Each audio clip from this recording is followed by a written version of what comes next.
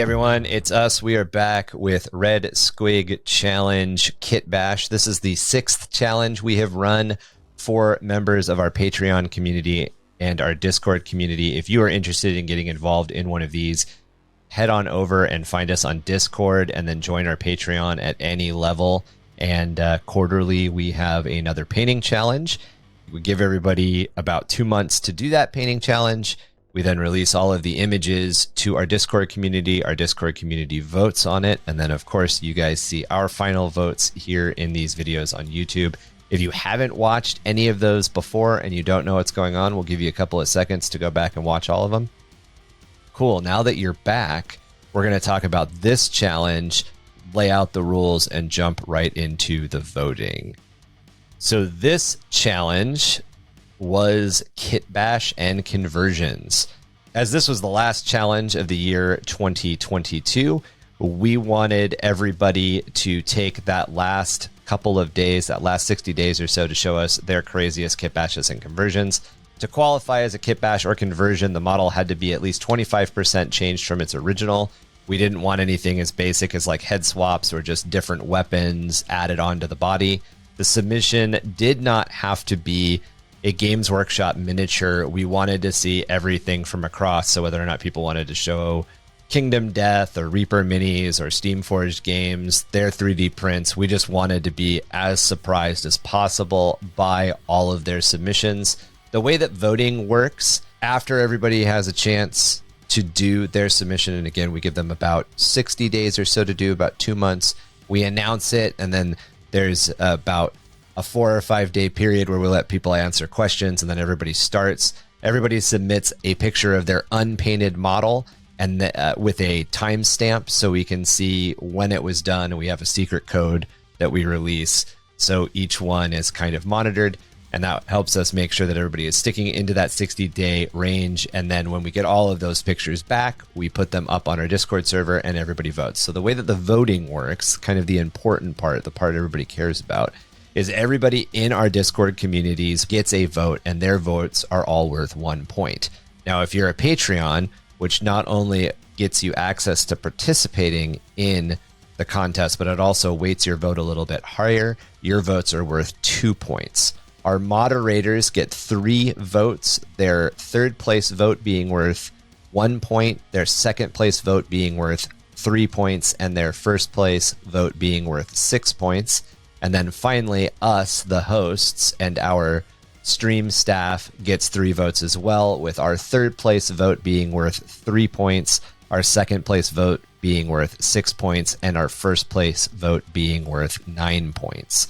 We stick to the 369 damn she fine methodology here at Under the Hive of Madness in Jim Dark Gaming. So absolutely. Without any further explanation, we're going to jump into everybody's submissions. One of the things that we'll do as we go through their submissions is we'll read their lore. Everybody gets bonus points for lore. Thankfully, by this point in our 6th challenge, everybody writes lore, so everybody gets those bonus points. However, if you guys who are watching this for the first time are interested, head on over, check out our Patreon, join at as little as $3 a month. Not only will you get extra content from our normal episodes, our normal podcast episodes, you get a video version, you get a little bit of extra content, you get eligibility to join into our painting contest, and there's some other great perks there for you as well. All right, so on to our community scores. We're going to look through all the submissions and give you guys their community ranks. So the first submission is from Elithar. Elithar, after community votes were tabulated, was sitting at 11 points.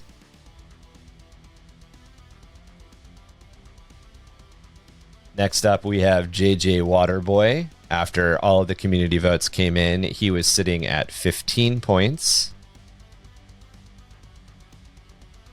Next up, and in first place with 17 points, is Mullins.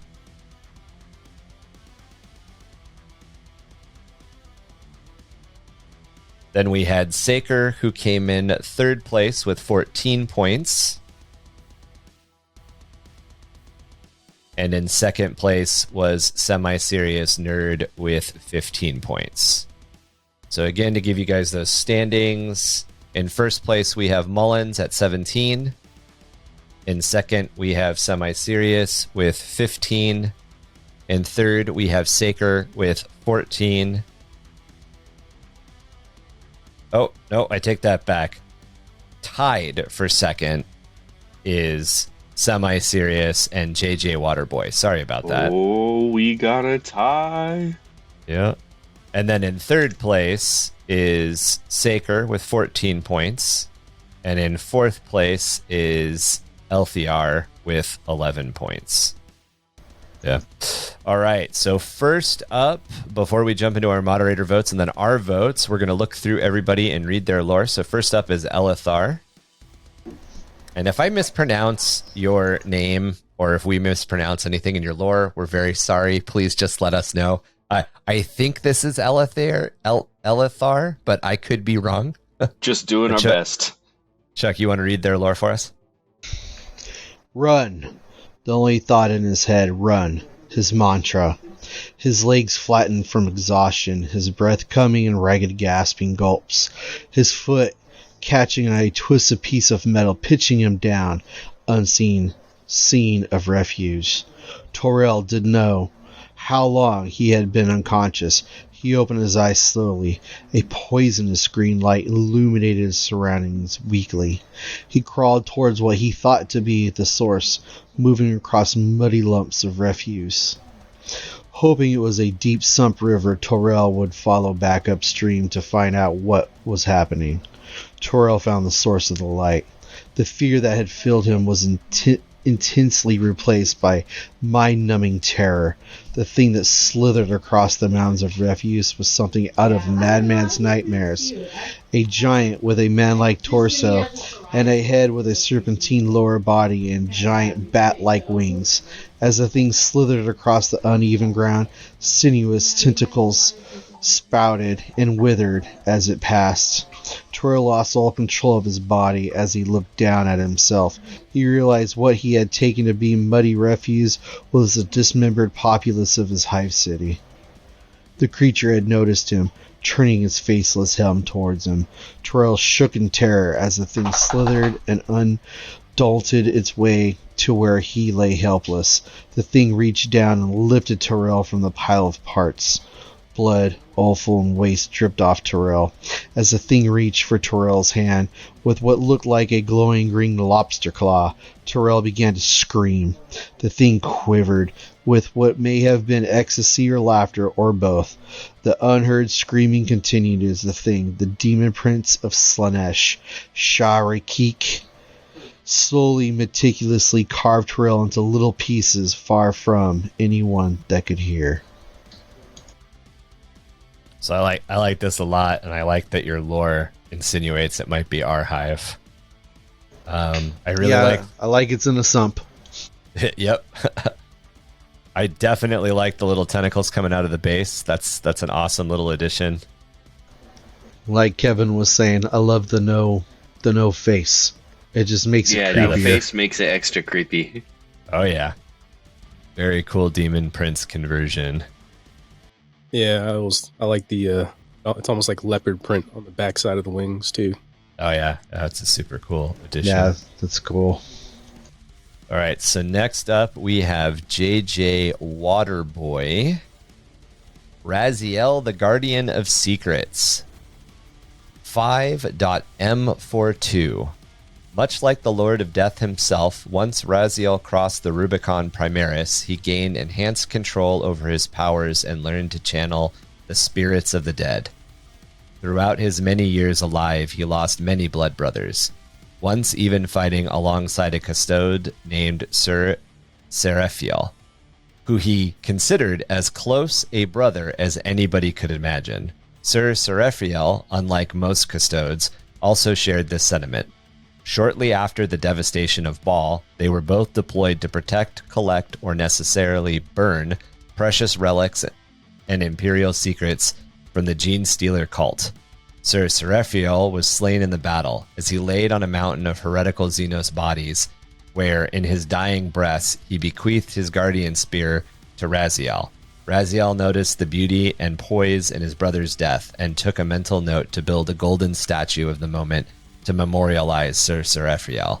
Raziel was able to hold back the Gene Stealers long enough for backup to arrive and end the heretical lineage once and for all, thus earning the name Raziel, the Guardian of Secrets.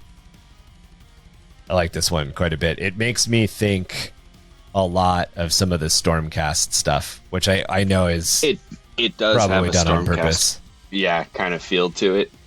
It also, I was gonna say the style that he chose like reminds me of art that you see in like the Codex books, like kind of the hatch pattern highlights that he did on the cape, and looks really sick.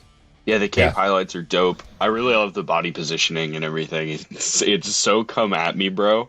But instead of come at me, bro, it's I'm coming at you, bro. Yeah, I Right. love it's a true action figure. Oh yeah, it's great. Yeah. I like all the little skulls on the base too.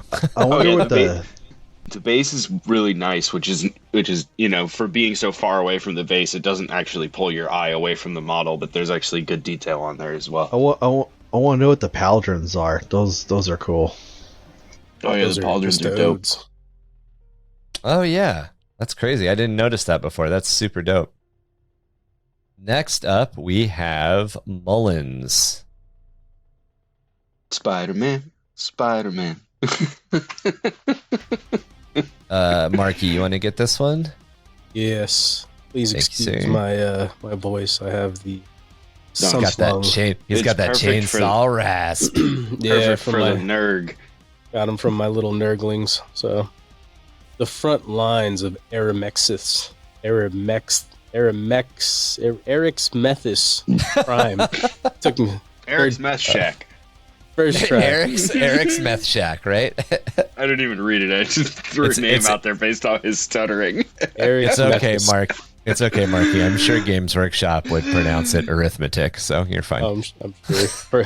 First try. Oh yeah, have they butchered anything new lately? No, No. It's still just Catation. that's the only one I'm mad about anyway. That's the Sorry, one I'm really Marky. mad about.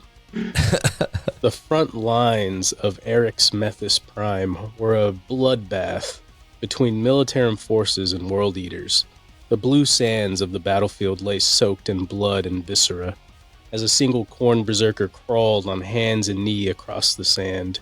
His left leg had been sheared off at the hip by a stray las cannon shot, and the pain and annoyance only further stoked his butcher's nails. Heavy footfalls echoed from behind him, and as he turned, a heavy boot stomped onto his lower spine, pinning him like a bug to the sand. Whirring drills dug through the plate on his back, and he felt multiple needles stab into his flesh and spine. As the concoction of rage drugs and modified combat stems entered his bloodstream, his vision became red and white, and he let out a blood-chilling howl that rose above the battlefield like a whistle.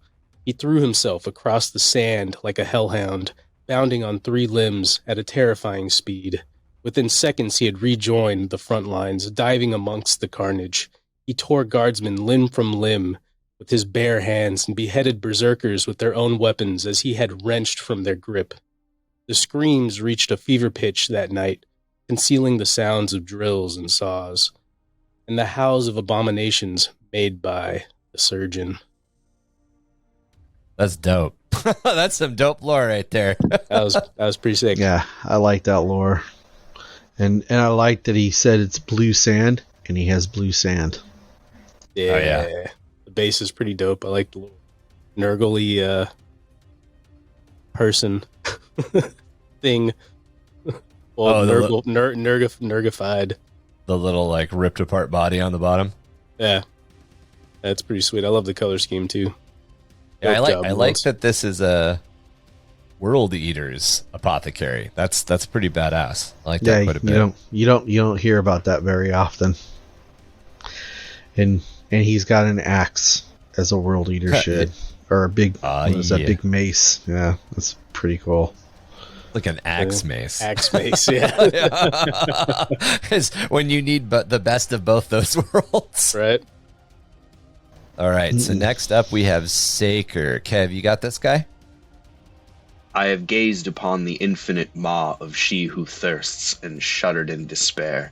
You could say, perhaps, that I flee from fate on these speedy wings of blade and power, but soon I shall ram my foot into their jaw and crack it like a soulstone. Mark my words. Kanatai Archon Thandril.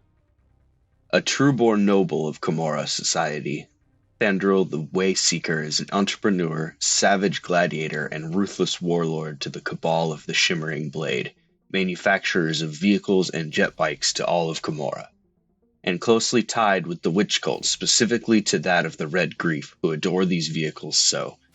In honor of his ancient lineage as mere pilots in the cult arenas, the Archon has long donned the gladiator's helm, betraying not the visage of one of the Drukhari's richest, most influential Archons, who Astrubel Vect himself grimly deems worth watching. I really like this entire Kitbash. When I saw this go up, I was like, "Oh shit!" This is so cool. And at first, I wasn't sure what it was. Like, I was like, "Is this a Drukhari? Is this one of like the weird in between, like Yanari people, like worshiping the god of death?" But either way, it's super fucking cool. That's a really cool model. I really like the paint scheme on it too. I was gonna say color scheme. Oh yeah, that's definitely where it's at.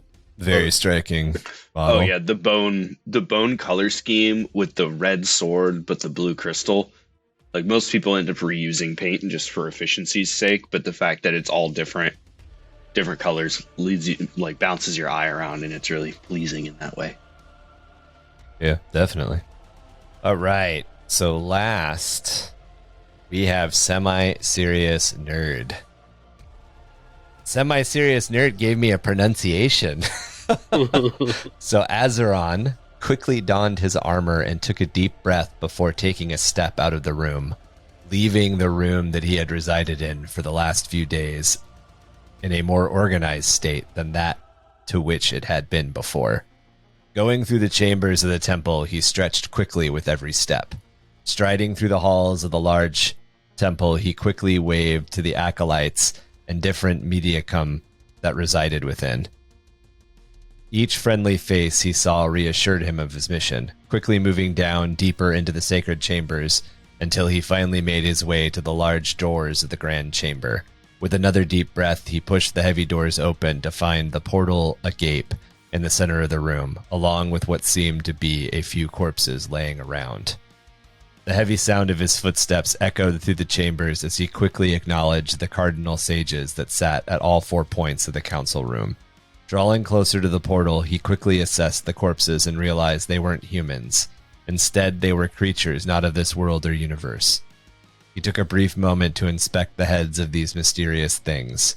He picked up an elongated head by what seemed to be horns, with a disfigured face, with its long tongue flopping out of its mouth. The creature reeked heavily of fresh blood. However, there was something off about it that he didn't have time to explore, as his thoughts quickly refocused his attention on the portal, picking up one of the jagged ancient swords that had scattered amongst the corpses, and took a deep breath before he jumped through. I like that he described a blood letter. It took me a minute to figure out that's what it was, but I'm like, oh, that's a blood letter. This is a fantastic model. It's awesomely grimdark. Yeah, it's very grimdark. And I'm pretty sure this is his custom Inquisitor character. I'm not sure if it's just something that he made or if it's something that he's playing in either a, Wrath and Glory or Inquisitor game, or if it's something that he's actually planning on using on tabletop. But this is an awesome model. I really like it. Colors work well. It's got a big ass hammer. Yep. Hey, can't go wrong. Simple All right. man, big hammer, like. So we're going to go over the notes that we got from our moderators really quick. So Ickbard Mullins gets his first place vote because it's able to have a lot of strong and noisy color while allowing them all to seem and be cohesive without overwhelming anything, which I definitely agree with. So Ickbard's second place went to Semi. He loves all of the detail, and it's just very well done, even down to the base and how everything just everything just kind of merges together. The base and the model tell a very consistent, very similar story. His third place he gave to JJ Waterboy. The effect he did with the capes got my entire vote, and how he mixed the aesthetic styles and conveyed the shading up through the different methods he used. So Bear gave his first place to JJ. He says, it's all about that robe and that pose. Bear gave his second place vote to Saker. The bone armor is absolutely tight as fuck. The skin color looks amazing and great. So he really likes that bone armor, and he really likes that skin cloak. Oh, yeah. He gave his third place vote to Mullins. Love the green and his interpretation of what a World Eater's apothecary will look like. Marshall gave his first place vote to Saker, and he echoed a enjoyment specifically of the cape colors. He really liked all the skin colors and the way that the stitching and everything worked together. He gave his second place vote to Mullins, and he actually also pointed out the fact that the blue sand matched the lore, and he really liked that it wasn't just sand, which I think is cool. That the whole, it insinuates an alien other world. I definitely think we all kind of identify with that when it happens. And Marshall gave his third place vote to Semi. He called out all of the independent things that kind of went into making this Inquisitor character. And Marshall said that he thinks the cloak is from Age of Sigmar, and I think the cloak and the hammer both are, but I'm not sure. I would actually, this is one of those cool ones because I definitely know that it's a kitbash of several different kits, but I couldn't tell you where all the parts are from, which always excites me. When I can't immediately identify everything, I'm super excited. So, all right. So after our moderators voted, in fifth place with 11 points is Elthiar. In fourth place with 20 points is Semi-Serious Nerd. In third place with 22 points is JJ Waterboy.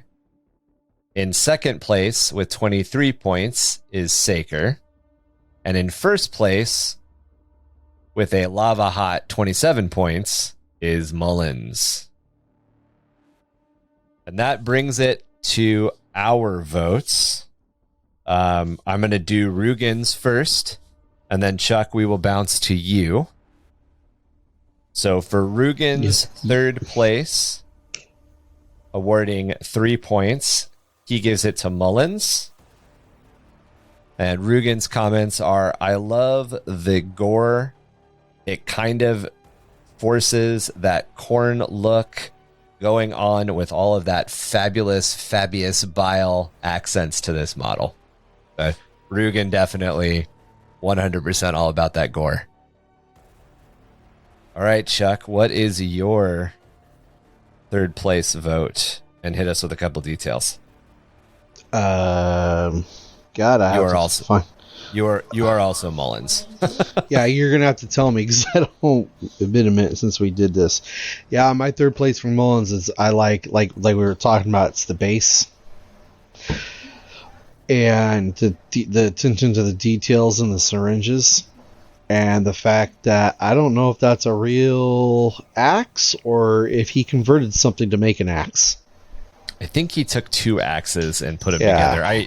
He worked on this model during one of our hobby jams on server, and I remember him talking about and showing different parts of the process. So yeah, I love that axe. So, and I like how clean all the details are. Yeah, it's beautiful. All right, Kev, you're up next. Your third place you gave to JJ Waterboy. Yeah. Come at me, bro, / coming at you, bro. I think this model is really cool. The positioning is awesome. All the different bits that go into this model are awesome. It's all, you can tell that it was put together with somebody who really cared about making this thing look like just badass in every way. So, yeah. Well done. Very awesome. All right, Marky.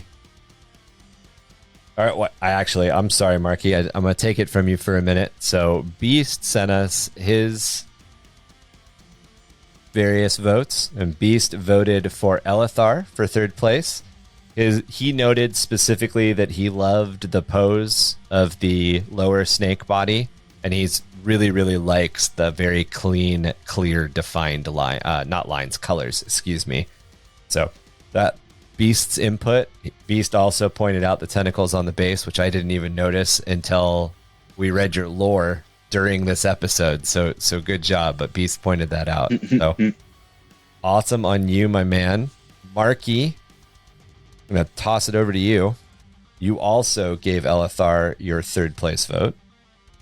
So everybody knows I'm a sucker for purple and green. So that the green that you have on there, super vibrant. Love it. I love that like leopard style print you have on the back of the webbing on the wings. It's super sick. I don't know if you green stuffed the tail. I can't really tell. Or if you added to it. But it looks dope. I love it. It's like a Tyranidy type tail. Two little tips. And love the no face. I was gonna say love the face. Love the no face. The absence of face. Yeah. And I dig the color of the base. It's well done. Well done, man. All right. So for my third place vote, we are going to go over to Mullins. So Mullins, I really love this conversion. I like the addition of the chains. I like all of the different details. I've always really liked the Fabius Bile model, but I've never really liked him. So I like that you were able to like pull off different elements and mix them in and make this guy your own. Definitely your own model, definitely your own take on everything. Really, really well done. Base is very well done. The colors are all in the right places. Everything just looks nice and crisp. If I were to give any, I guess, feedback, I would kind of be getting into the stuff that I'm challenging myself with right now and trying to like learn and change and get better at. There's not a lot of transition, or I guess like unifying transition between your edge trim and your main green color. I don't really know how you would have done it though, and I don't really have a good way of saying like, oh hey, I would have liked to have seen this, and a lot of that's just because that's something that I'm really struggling with right now as a painter. Recess shading. Yeah, it could help break it apart. What color do you? I think the thing that I'm struggling with is what color to use for the recess shading. Probably like a brown. Yeah, you think so? I was thinking maybe that green, that Athonian camo might work too. Yeah, but you're only hitting like the corners and stuff. So like on the pauldron, you're only going to touch like the edge of the gold, so that way you can break up the gold from the green. Yeah, you could use like Reichland Flesh Shade just to get like a just. That's true. But it looks true. Yeah. Yeah. It'll depend on what he'd want. If you wanted like a rusty thing, I'd go like Marky said, a darker brown, or just a cleaner green, a little bit darker green. Yeah. And I'm talking the wash, not the base coat or whatever is also that same one. Yeah, recess shading. whatever that brownish red one. You take a chapter out of, I think it's Semi's book, but he did like a darker, I think he did non-metallic metal, but you can do like a darker browns on the gold. Pop it, but it looks good. Yeah, I like it. Yeah, it really does. I mean, I'm just giving that, like, I'm having that struggle too, so I was trying to get that feedback. Yeah. All right, so for Rugen's second place, we are going to head over to Saker. So Rugen's comments are, love the flayed skinned cape, my man. I also like that there's actually a skull and a rib cage down there. Maybe that's the guy that donated his skin for that cape. You never know, right? One of. One up. That's true. I believe it looks like it's made of several sections. And sometimes when you cut up a hide, you're not very good at it. You're kind of in a rush. You got to sew it back together. Yeah, maybe it's like is a matter of pride that it's just always the same cape, and he just continuously adds to it as pieces fall off. It just keeps getting the wrong people that are the wrong size. Right. Well, and I mean, after he dismembers them, there's probably only so much useful hide.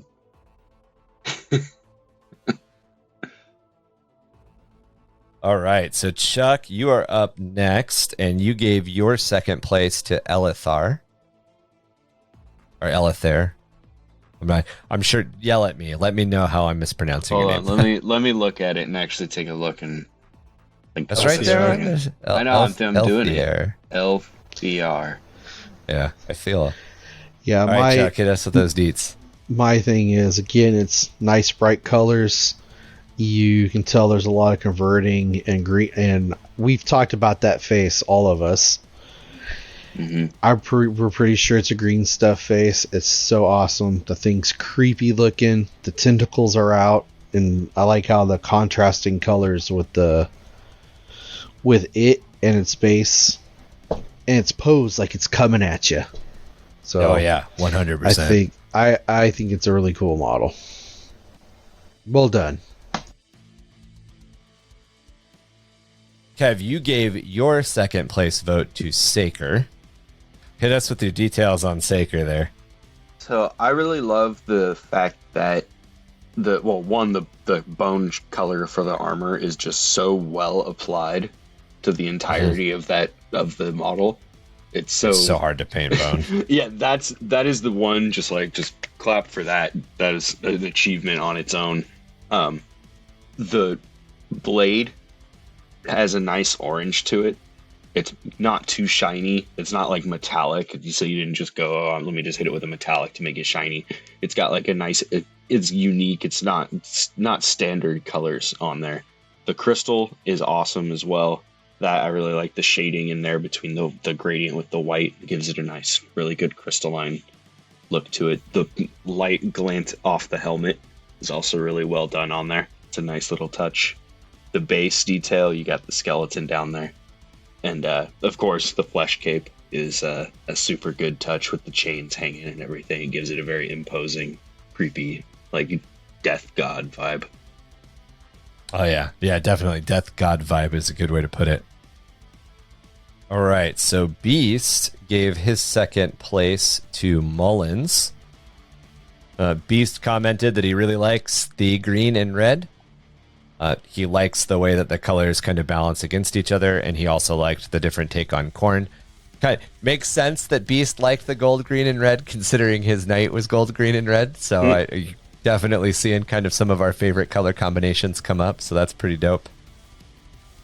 All right, Marky, you gave your second place to JJ Waterboy.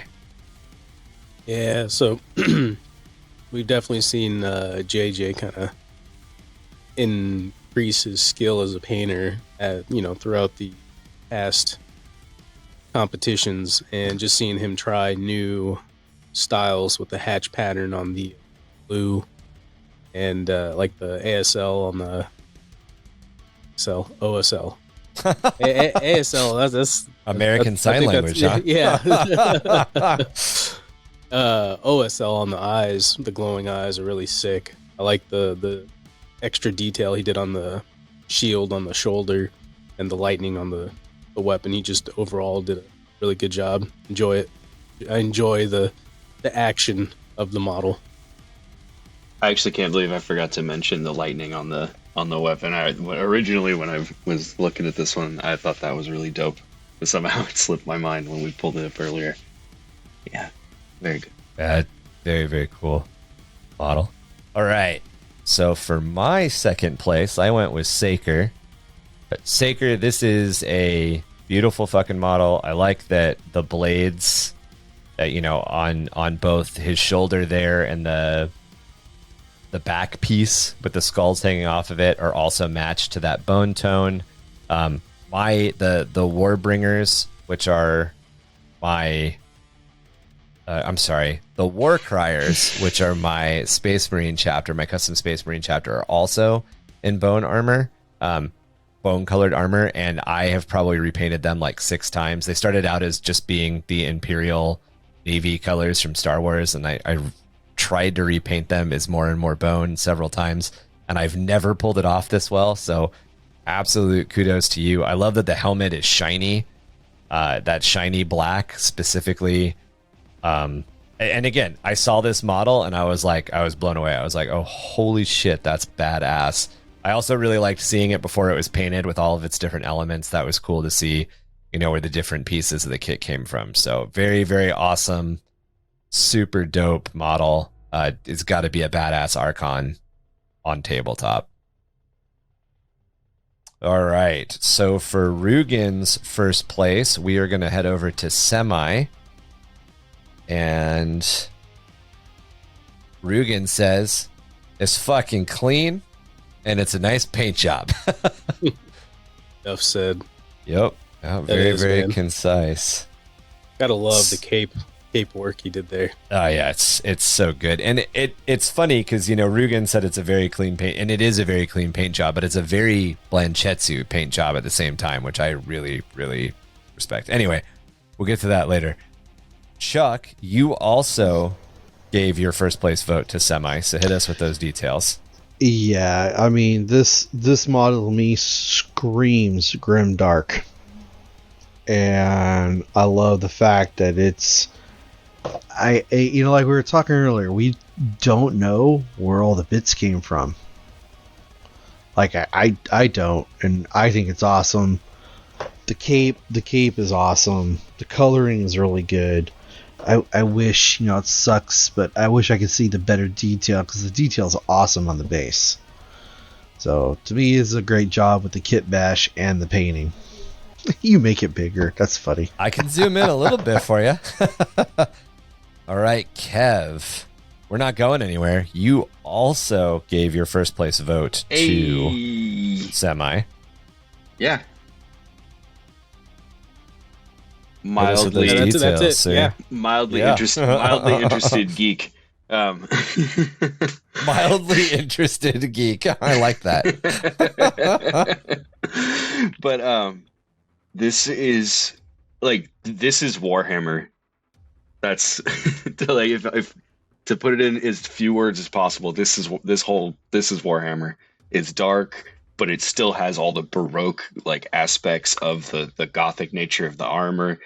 It's all the detailing on all the gold work is there. The little fiddly bits hanging off his belt are still, really well done, but also well placed. The broken up floor of the tile and everything that's down there is just so fitting with just the vibe of him, and the pose. Everything is just ominous and dark all in one, but also big hammer. So, but also big hammer. But I like also it. big hammer. Also, the story was dope as well, and it fits with the model. You can really picture him about to go just step into the portal to go fight whatever. Yeah, definitely. All right, so Beast gave his first place vote to Saker. Again, comments about just how nice that bone looks and how good that skin cape looks. And I think a lot of it, too, is the fact that they balance each other. I think that's why we're all identifying. They balance and they contrast against one another. They don't just balance, they balance and contrast. You get that very clear, these things are connected, but these things are very different. And the level of quality is equal on both of them. If they hadn't been done to the level, one would have dragged the other one down. But because they both are so well done, they complement each other really well. Definitely. All right, Marky, so we're not going anywhere for your first place vote. You also gave your first place vote to Saker. I did, and the reason is because Saker has also entered in multiple of our competitions, and this model blew me away when I saw it. I was like, holy, like this is just the idea of going with like a gloss black helmet, really sick. The recess shading that he did on the bone armor to make it pop looks really damn good. The skin cape, it complements the bone armor really well. We already talked about the crystal, and it just looks cool with the whole blue and red on the sword. The purple like little lanyard on the bottom of the sword looks really sick. Like just adding those little accents, it just it all pulled together really well. So yeah, well done, man. Very well done. All right, so for my first place vote, we are going to head over to Semi-Serious Nerd. The story that this model tells is very compelling. The colors are contrasted very well. Again, you have that balance and contrast going against one another. Blue and red definitely bounce off one another really well. There's not a lot missing in technical detail. There's that grime that's sort of built up on the armor. That's something I really like. That's kind of how I'm starting to push my style too. For those of you who have been following along, or for those of you who do follow along with us on social media, I've been posting the vampires I've been painting up for my Mordenheim team, and I've definitely done that same. Started with Retributor Gold, but how do I make Retributor Gold look like it's fucking decayed in a corner for years and just has all that grime and tarnish built up on it? So I very much like that. All the little details, as Kevin had pointed out, everything on the belts, everything, all the little awards, just super great. And it's cool to kind of peel back and look at the different layers. It almost, there's this chainmail texture on both the chest plate and the legs, which makes me think bits of chain hanging off. Yeah, is that from a Age of Sigmar model, or is that from a Chaos model? And like, how did you tweak little things to kind of make it your own? I also really like, again, this model tells a very concise story all at once. So I wonder if it's one of the new models from 30K, the Praetora or Praetor. Oh, possibly. I think a lot of it's from that. Yep. That could be the base. I know that he had talked as he was developing, like he used he used a human head, he used a smaller head, and he did that on purpose because he didn't, it's a human in power armor. It's not a space marine in power armor. Right. So I really love that contrast in size. It fits really well too. It really does. All right, guys. Well, that wraps up all of our voting, which means we are ready to announce final standings on the score here for Painting Contest 6. In 5th place, we have Elithar. Again, absolutely love this model. Love the colors. Love a lot of the stuff that you did. Congrats, man. In 4th place, we have JJ Waterboy. I think we all kind of pointed out that this cape is absolutely sick, and we love that pose. In 3rd place, we have Mullins. Awesome take, different look at a Khorne Berserker, or I guess a Khorne World Eater, not Berserker, Khorne World Eater. I just really love that you're playing with that idea. I really want to see more of this army as you develop it. In 2nd place, we have Semi-Serious Nerd. Again, I want to know more. Is this dude at the front of an army you're working on? Is this just a character you made for a role-playing game, tabletop session? But just an awesome model all over. And our 1st place winner, the winner of the 6th Red Squig Challenge, you will be receiving a Red Squig trophy. Sorry, it's being painted by me. Is Saker. Saker, this is absolutely awesome. And we know you live in the European Union, so we're looking forward to sending this to you. Hopefully it arrives all in one piece. But congratulations, man. This is a super awesome model. Good job, looking forward to seeing the rest of that Nice. army. Yeah. Oh man, if there's a whole army of these, I want to see those pictures so bad. Definitely. Again, if this is the first time you've ever caught any of us here at Jim Dark Gaming, we also run a podcast called Under the Hive of Madness. That comes out every Wednesday. We try to release a video version of it here on YouTube every Friday. We do some terrain videos. We do these painting contest videos, and we've got some other content out there, including streaming Blood Bowl, and at point here in the near future, streaming some Crusade goodness. So check us out on Twitch, Facebook, Instagram, TikTok, and wherever you find your podcasts. We've left most of the links and spellings for everything down in the video description. You can also email us at underthehiveofmadness@gmail.com or jimdarkgaming@gmail.com. You guys have any closing thoughts, or are we pretty good to go? This is a super badass contest, in my opinion. A lot of cool colors, and a lot of cool concepts. It was tight. Those were all really, really good. As usual, our little crowd of painters is quite talented and gives us a tough voting competition here. But I enjoyed all of them, and I'm looking forward to next round as usual. See you guys later. Yeah. And it's not just these guys, by the way. If you guys want to vote on how bad we are at painting, you can do that too. those will be up soon. How bad they are. I'm so bad I don't enter. All right, guys. Peace. Thank you very much. Have a great rest of your day.